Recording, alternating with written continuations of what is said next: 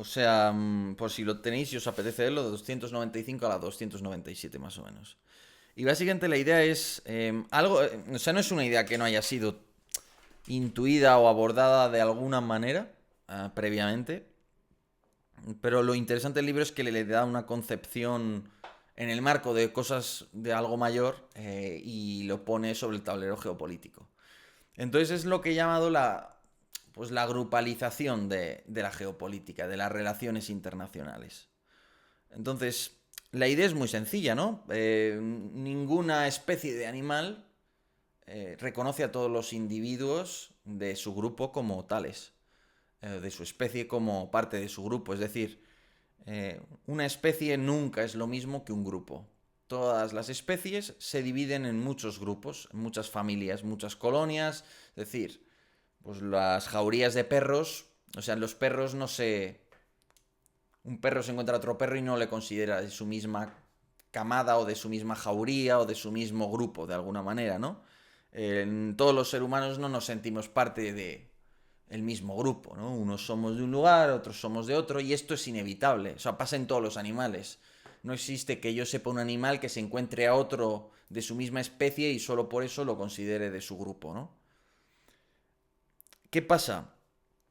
La consideración que hago ahí en mi libro básicamente es, claro, esto entre estados depende porque al final la relación entre estados se produce entre élites, básicamente.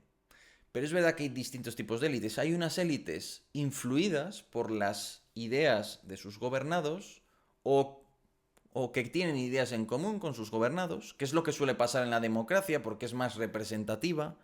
O sea, normalmente va a haber menos diferencias en cuanto a ideas entre un votante medio y un político representante medio, en el caso de una democracia, que en el caso de una dictadura entre el ciudadano medio y el dictador o la cúpula que dirige ese país, ¿no?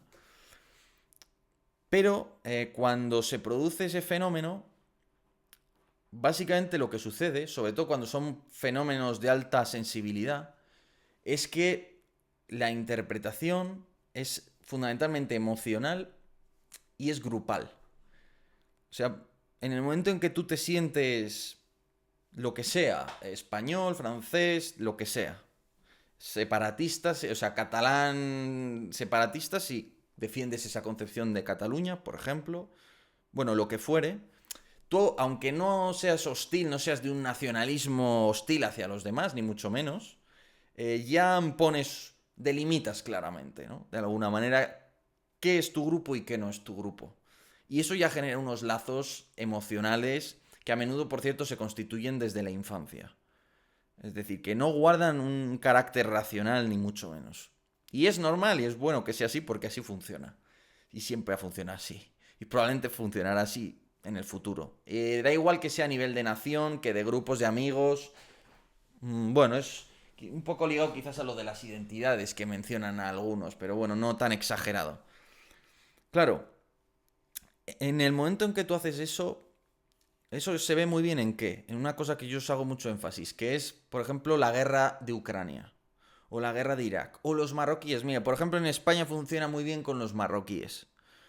Por ejemplo, lo que hace Mohamed VI, por ejemplo, vamos a poner dos argumentos típicos. La inseguridad en Barcelona ligada al fenómeno de la migración, fundamentalmente de origen marroquí. Las reclamaciones marroquíes sobre Ceuta y Melilla.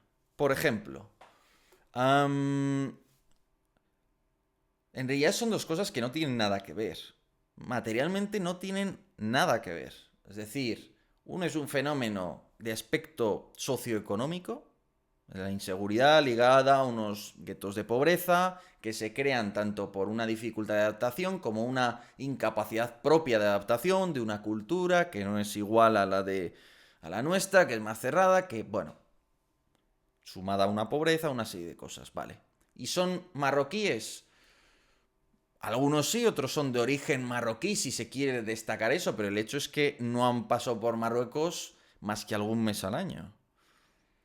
Y luego tienes, por ejemplo, lo de Ceuta y Melilla, que eso lo hace el rey de Marruecos, el Magcén de Marruecos y punto. O sea, si mañana pasa algo en Ceuta y Melilla, los marroquíes o la gente de ascendencia marroquí de Barcelona no tienen nada que ver con eso. Es una decisión del Estado, de una élite que gobierne ese país y punto. Sin embargo, lo conectamos todo, ¿no? Los marroquíes han hecho esto, los marroquíes han hecho lo otro. ¿Por qué? Porque de manera automática lo conectas todo. Esto está en el ser humano. El ser humano de manera automática conecta al líder, a la idea del país, al Estado y a la gente. Eso es muy difícil separar de verdad el Estado y el país. Aun cuando, si lo piensas racionalmente, lo separas perfectamente y dices, no, esto es una serie de estructuras institucionales que perciben una serie de impuestos con las que se mantienen, que tienen un director, una serie de jefes. O sea, lo separas. Incluso si lo piensas racionalmente, puedes hacer la separación. No, es que mira, lo de Ceuta y Melilla, quien toma las decisiones de lo que pasa en Ceuta y Melilla no es un marroquí. No cualquier marroquí, no es un tema de marroquíes, no es un tema del rey con su magcén. Punto. Rusia-Ucrania, por ejemplo. Inmediatamente. Ucrania, la guerra de Putin, la guerra de Rusia. Pero ¿quién está detrás de la guerra de Ucrania? ¿Son los rusos? ¿Es la federación, el Estado ruso? ¿Es Putin? ¿Quién invadió Kuwait? ¿Saddam Hussein? ¿Los iraquíes? ¿El Estado iraquí? ¿Quién lo hizo? Porque en realidad no es lo mismo. Hay decisiones, de hecho, a menudo abiertamente impopulares que la gente no apoya, ¿no? Y sin embargo es casi imposible realmente, salvo en el momento racional del debate, en el momento más en el que quieres diseccionarlo y separarlo todo, en el grueso de los momentos tú asumes eso. Y no lo digo como una crítica, o sea, lo asumes y punto. Y es así, y el ser humano funciona así. Es el mismo motivo por el que te planteas, ¿no? ¿Por qué hay un líder? Siempre hay al final del todo un líder o un grupo. O sea, todo. Al final. Bueno, la obra esta de la servidumbre voluntaria es la gran clave. Es decir, ¿por qué la gente obedece? La gran pregunta no es por qué hay gente que desobedece, es por qué la gente obedece, por qué las sociedades tienen forma en lugar de ser un caos constante. Y siempre hay como un punto trascendente, un líder, algo que dirige a ese grupo, ¿no? Entonces el ser humano al final lo simplifica y lo organiza así. Posiblemente porque no hay otra manera de hacerlo, ¿no? Entonces eso a qué lleva que los choques fuertes, por ejemplo, entre estados, se terminan traduciendo en algo social casi, o en una perspectiva social, ¿no? Porque tú podrías decir, no, ¿por qué Malvinas? Por ejemplo, ¿por qué los argentinos se toman tan en serio de Malvinas, ¿no? Podrías decir, no, es que fue el ejército argentino, una institución pública organizada por una serie de élites, ordenan tomar esas islas, amparados en parte por el derecho internacional, en el sentido de que eso es territorio argentino. ¿Y por qué todo el mundo se moviliza? ¿Por qué todo el mundo lo siente como suyo? ¿Por qué todo el mundo lo siente de esa manera, ¿no? ¿Y por qué los países iberoamericanos, incluida España, sienten simpatía hacia Argentina? ¿Por qué? Y en el fondo de todo eso lo que hay es ese sentimiento de grupos, ¿no? Que le da forma a las relaciones internacionales. A veces las hace más peligrosas de lo que parece, porque el problema es que a veces eventos que solo son simbólicos y no tendrían ninguna repercusión real, se convierten en algo sumamente importante, ¿no? Desde las Torres Gemelas a mil y una cosas, ¿no? ¿Por qué? Porque al final todo el mundo, en buena medida, se siente parte de un grupo y se siente atacado ante, por ejemplo, ese tipo de eventos. Aun cuando podrías decir, no sé, por ejemplo, Torres Gemelas, ¿no? ¿Qué es eso? No sé, en un país de 300 y pico millones de habitantes, vale, un día se han producido 1000, 2000 muertos. Es gravísimo, ¿no? Todos intuimos que es gravísimo, pero si lo piensas dices, ¿por qué es tan grave? O sea, sí, es grave, pero lo es como para poner el mundo patas arriba, como para invadir varios países. Y sí lo es para un americano, lógicamente. Pero dirías, las consecuencias materiales de aquel hecho en sí que eran, bueno, sí, hay dos edificios muy altos, han caído, eso es importante. Un grupo importante de gente, sin duda. Pero ¿qué es eso para el mundo? Pero claro, eso resulta que una cuestión estadísticamente o de conjunto no tan grande provoca cosas mucho mayores, ¿no? Y a partir de ahí hay que ir a por los talibán, que son los que están detrás de esto, y hay que invadir Afganistán. Y no voy a distinguir a un talibán de un afgano, ¿no? Es decir, si el gobierno de talibán ha tomado la decisión de dejar que Al-Qaeda opere desde yo voy a juzgar a todo el país realmente y lo voy a meter en ese saco, ¿no? Entonces es un poco... O sea, da mucho que pensar, pero al final operamos de esa manera. Es muy como voluble, pero a la vez es muy importante. Y luego, claro, los lazos históricos o la percepción de los mismos son un arma de doble filo permanente, ¿no? Por ejemplo, las relaciones entre españoles y iberoamericanos siempre tiene ese componente, ¿no? El de, quieras o no, el haber sido parte de un imperio, colonos y colonizados, plantéatelo como quieras, ¿no? Al final, en un debate racional, bueno, lo puedes presentar de muchas maneras. El punto aquí, ¿cuál es? Que siempre hay algo que está encendido. Y esas hogueras pueden fácilmente tanto quemar unas relaciones como realzarlas. Es decir, es como un puente de fuego, ¿no? A veces es muy bueno, a veces es muy malo, en función de lo que quieras. Pero el hecho es que está ahí. Y el hecho es que si yo quisiera lanzar una política de inversiones en América, siendo español, en Iberoamérica, eh, tengo más probabilidades que en un país de África de que me salga bien, o de Asia, porque hay unos vínculos y hay unos contactos que son históricos realmente, que están ahí desde hace mucho, se refrescan con la migración que va y viene, con un idioma común, pero está ahí un poco en el aire, ¿no? Entonces, una cosa interesante en geopolítica yo creo es entender cuáles son esos vínculos, mapearlos y aprovecharlos en el mejor de los sentidos. Por ejemplo, los españoles tenemos un vínculo, perdón, tienen otros un vínculo con nosotros que nosotros no tenemos con ellos, que es Guinea Ecuatorial. El español medio no tiene ni puñetera idea de que hay un país del África negra que habla español. Y que además, yo conocí a ecuatoguineanos y tienen cierta admiración por España. Y piensan que de hecho en España la gente sabe lo que es Guinea Ecuatorial, sabe que hablan español, porque además suelen estar bastante orgullosos de eso. En España no tienen ni guarra idea, pero ni guarra idea. La gente no sabe qué es un ecuatoguineano, ni cuál es su capital, ni nada, ni dónde está en el mapa. Por ejemplo, ese es un vínculo no explotado. Se podría trabajar, aprovechar, es un país con recursos. España en general yo creo que es más benévolo que otros tipos de países, como China, que se llevan todo y ya está. Entonces, ahí te voy, ¿no? Tú quieres lanzar una política. Tú ahora mismo eres iberoamericano, no te mola Trump. O eres mexicano, no te mola Trump. Ves que te va a dar problemas, tal. Buscas equilibrios. Sabes que Estados Unidos a Rusia no te va a dejar, a China mal y solo en la parte económica, o te va a poner muchas trabas, pero España sí, con España sí te deja, ¿no? Pues en lugar de llevarme mal o utilizarlo políticamente, que también puedes hacerlo, voy a intentar buscar en España un país que me ayude a contrapesar a Estados Unidos, ¿no? Oye, soy argentino, busco un proveedor de armamento que me sea fiable, que no dependa del todo del Reino Unido, pero tampoco de otro adversario regional. Entonces, coño, igual me interesa España. O España, lo contrario, ¿no? Yo es que quiero invertir dinero, tenemos algo de dinero listo para ser invertido, unos miles de millones, de Telefónica, por ejemplo, y no sé dónde hacerlo. Oye, pues mira, igual ahora en Argentina hay una buena oportunidad.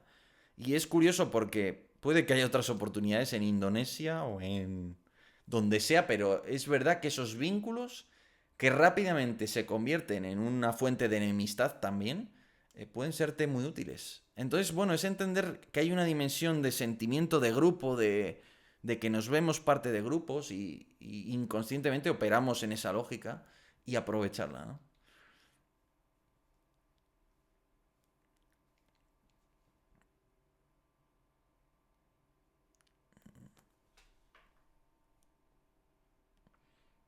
Ni siquiera son influencias, no es soft power ni nada, es simplemente, bueno, pues entender esos vínculos, para bien y para mal, y aprovecharlos porque son una autopista para la geopolítica, te facilitan las cosas. También te facilitan las crisis, ¿eh? Porque donde hay roce, pues ya se sabe, también hay problemas. Pero lo que no debes hacer yo creo es ignorarlos.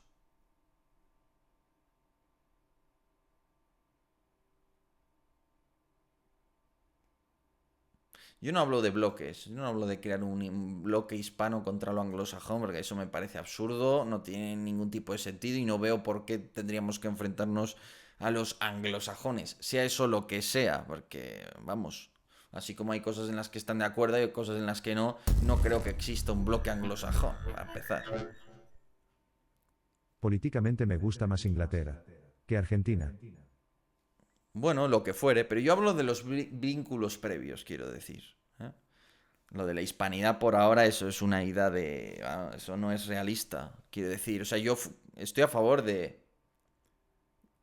A ver, si es de una manera seria y tal, sí que creo que tiene sentido. Lo que no tiene sentido es hablar ya de bloques geopolíticos, por favor. Si no somos capaces de construir unas relaciones a largo plazo sin que haya líos absurdos, ¿cómo vamos a construir bloques políticos y tal? Quizás a largo plazo se puedan hacer cosas. Por ahora, con lograr estabilidad y tal, yo creo que estaría bien en las relaciones. Pero bueno, y buscar oportunidades que se puede, porque al final, oye, hay margen, por así decirlo. Pero bueno, el punto es ese, entender que tú eres un grupo, que te sientes como un grupo, que eso a veces se traduce en cómo te relacionas con los demás, que a veces agrava, pero también facilita, sobre todo cuando hay vínculos históricos, las relaciones, ¿no? Así que, bueno. Pero por ahora, el problema, por ejemplo, del discurso hispanista, yo lo veo muy teórico y poco práctico. Es decir, vale, sí, que parte es cierta, parte me parece más discutible. En todo caso, yo no veo en los anglosajones un enemigo, eso también lo digo muy claro, no entiendo esa actitud, al contrario, yo en todo caso aprendería de ellos porque están donde están por algo, no es por magia.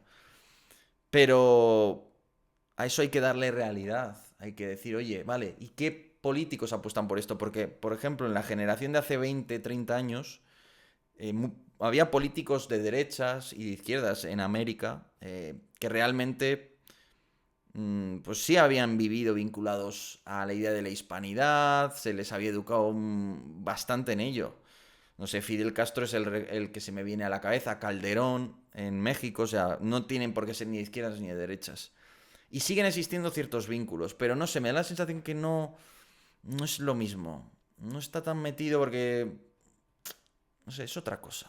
Pero bueno, en todo caso, el tema de todo esto es que hay que operativizarlo, no basta con todo el día hablar de temas de hace 100, 300 años, que es algo que yo no soporto. No soporto en las revistas del Ejército de Tierra Español ver todo el día cosas de los tercios. Y premios todos sobre los tercios, que están muy bien los tercios. Pero joder, hace 500 años, o sea, un país que está todo el día mirando al pasado, ¿qué te dice, no? Y no nos pasa solo a nosotros. Tú te vas al Reino Unido, a Francia, ¿qué creéis que veis? Todo Segunda Guerra Mundial. Un coñazo. La Segunda Guerra Mundial para arriba, para abajo. Todo mirando al pasado y lo que hay que mirar es al futuro. Creo yo. Pero bueno. Además en Latinoamérica se recuerda con cariño España. Una parte le echa la culpa de nuestros propios problemas económicos. Pero en general con cari.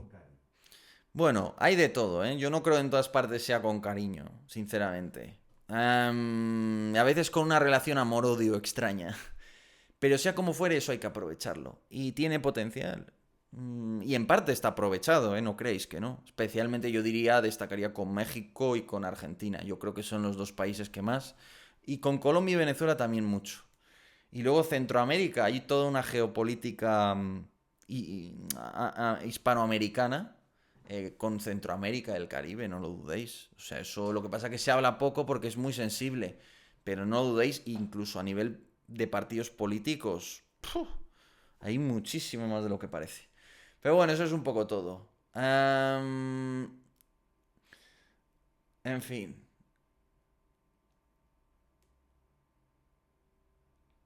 Mira, me quedo con esto que ha dicho Javier, que dice, pero vamos a ver, en general ningún país tiene la culpa de lo que le pase a otro país. Esa mentalidad victimista es lo peor que hay.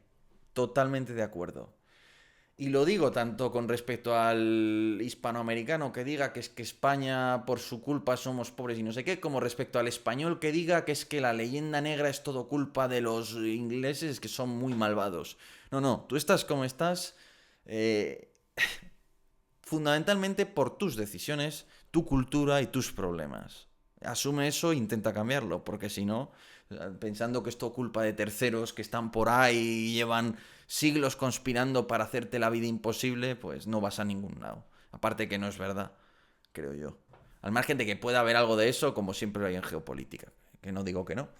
Pero bueno, eso es todo, anda. Como siempre. Muchísimas gracias a todos por estar ahí. Y nada, a cenar si estáis en España. Y a los que estéis allí al otro lado del charco, pues que tengáis una tarde excelente. Yo no creo punto en la India. China se recuerde con cariño a los ingleses. Pues no lo sé, la verdad. No lo sé. Eso puede ser, sí. Hombre, que a nivel personal nos hemos mezclado más los españoles, yo creo, parece que sí. Pero bueno, eso, que muchas gracias a todos por estar ahí y hasta otra.